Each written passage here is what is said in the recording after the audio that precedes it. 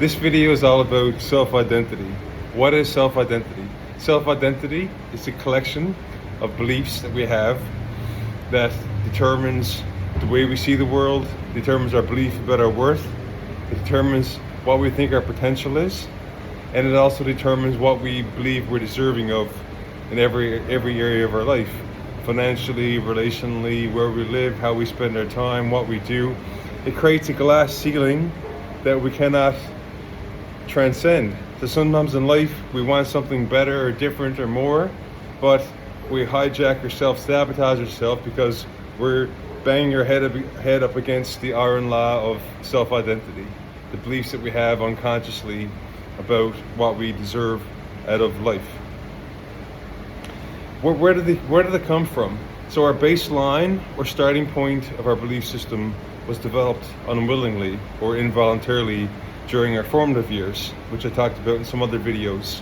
During our formative years, starting with our parents or caregivers, then our family, our community, and it expanded outwards to society, influenced us, things like religion, influenced us into believing who we are and formed the baseline of our beliefs. So we had no choice over that. Then all of a sudden, in our teenage years and into our mid-late 20s, we develop our rational cognitive mind, and we can start making decisions and self-directing ourselves. So that's where it came from. So up until we were teenagers and into our 20s, we had very little influence over our baseline starting point of our self-image. So now what can we do to change our self-image? Well, the first thing we need to do is recognize there's two major categories of influence. One is internal, our self-talk, and the second is our external inputs that we allow into our mind. So the things that we can influence to expand and increase at the glass ceiling of our beliefs is through being conscious and aware of the ongoing dialogue in our head. What is it? Is it positive? Is it negative? How does it change over time? You can journal it over the period of a day or two or more, and over time you can be more mindful and meditate and get more definition and clarity over the quality of the conversation happening in your head. And you can journal it and document it and realize, oh look, there's the thought, that's the feeling. I'm feeling regretful, I'm feeling proud, I'm feeling jealous, I'm feeling helpless, hopelessness, I'm feeling insecure, feeling fearful, I'm feeling strong. And then you can document over time the negative and positive and find trends. And then you can, over time, you can start looking at where did I learn that? Where did those thoughts and feelings come from? Was it from childhood? Maybe it was like your mom or dad. Maybe it was the environment that you grew up in. Was it stressful or was it jubilant and joyous? Was it maybe the school system that you grew up in? How were people in your neighborhood? Were you bullied or were you accepted by your peer groups? A lot of those beliefs, a lot of those experiences earlier in life, before you had a conscious, rational mind up online, strongly influenced your self-beliefs. So first you monitor your self-talk and you define it, then you can start to question it. Well, why do I feel insecure? Why do I feel shame? Why do I feel I'm not good enough? Why do I blame myself for these things when I'm not really responsible? Then you can use your rational mind to question it and replace it with a more empowering belief.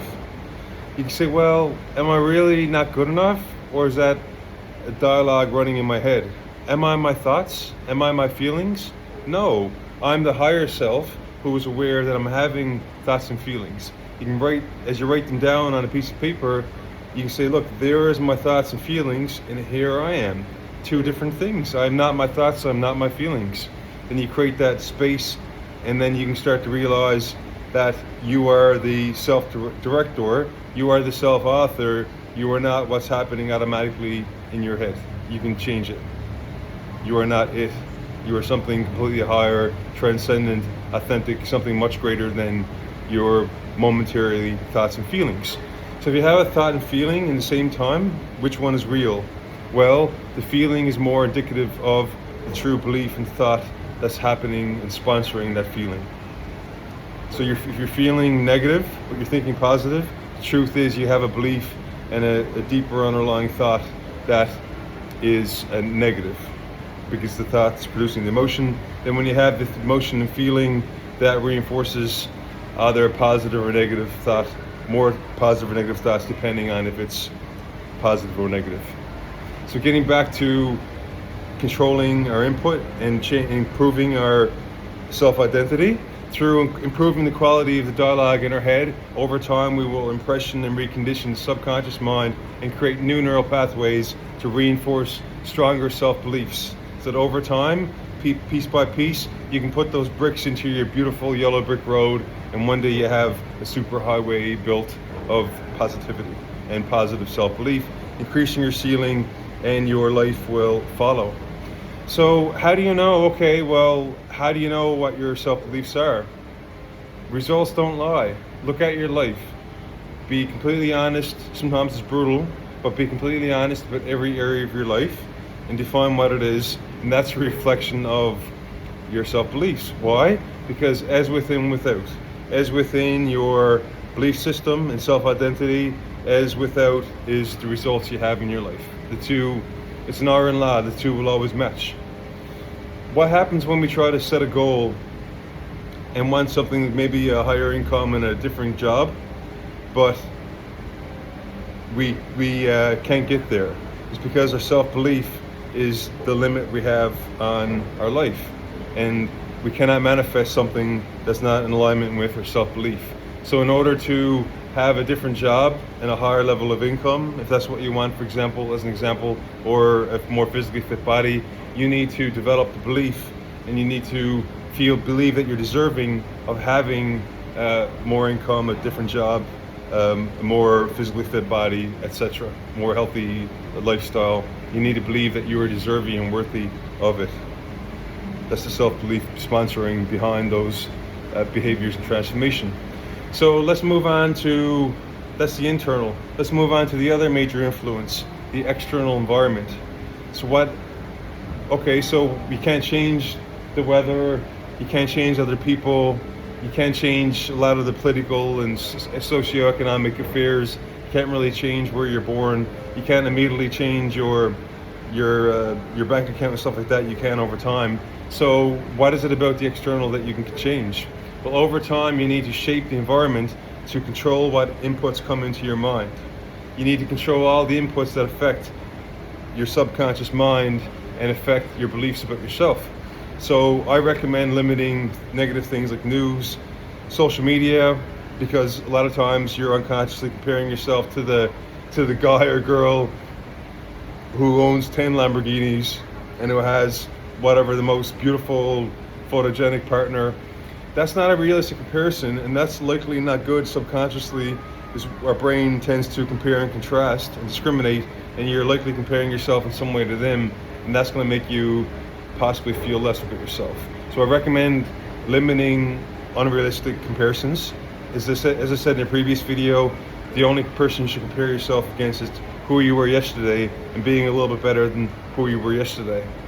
So I also recommend limiting things like news, negative people that make you feel bad about yourself, people that maybe are manipulating you, people who complain and criticize and condemn themselves, you or other people.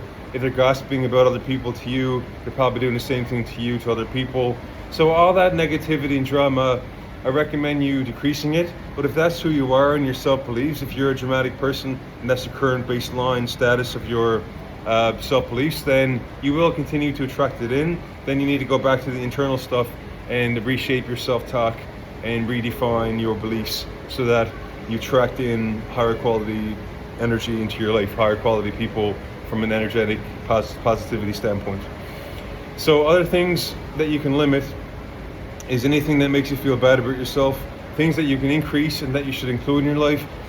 Declutter your environment, include beautiful paintings or flowers or whatever makes you feel inspired, inspirational quotes in your home, in your workplace. Limit clutter, throw out anything that represents an obsolete version of you, because that's kind of anchoring you subconsciously into your past.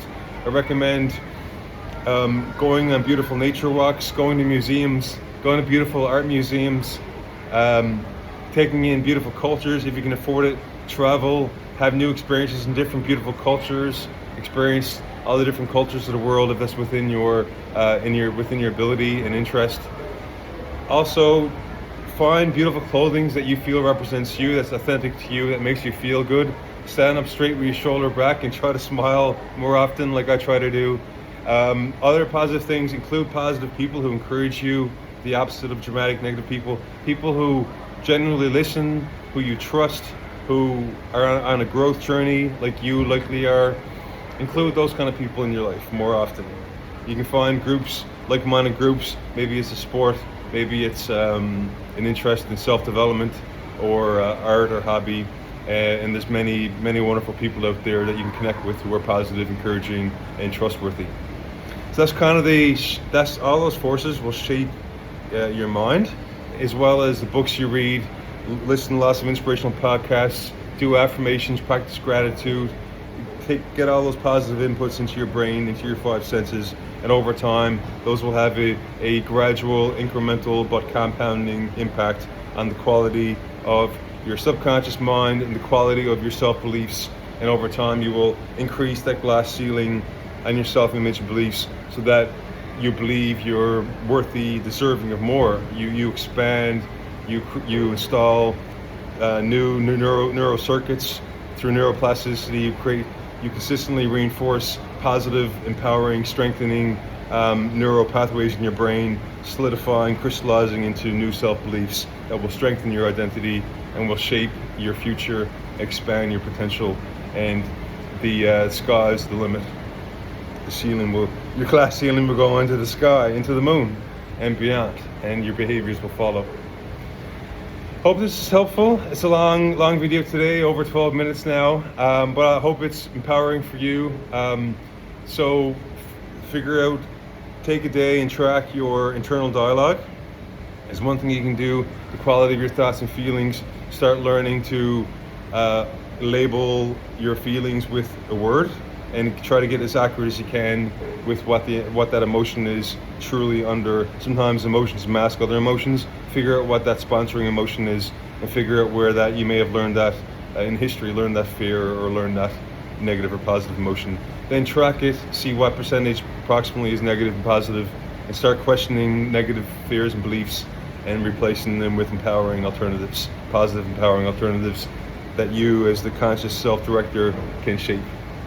The other thing, of course, is take 3 things in your environment every day that are negative, discard them or minimize, reduce them or eliminate them if you can, and include a positive person and a couple of other positive things in your environment to start conditioning positive neural pathways in your brain for greater self-beliefs. Until next time, try those couple things and you got this. Bye-bye.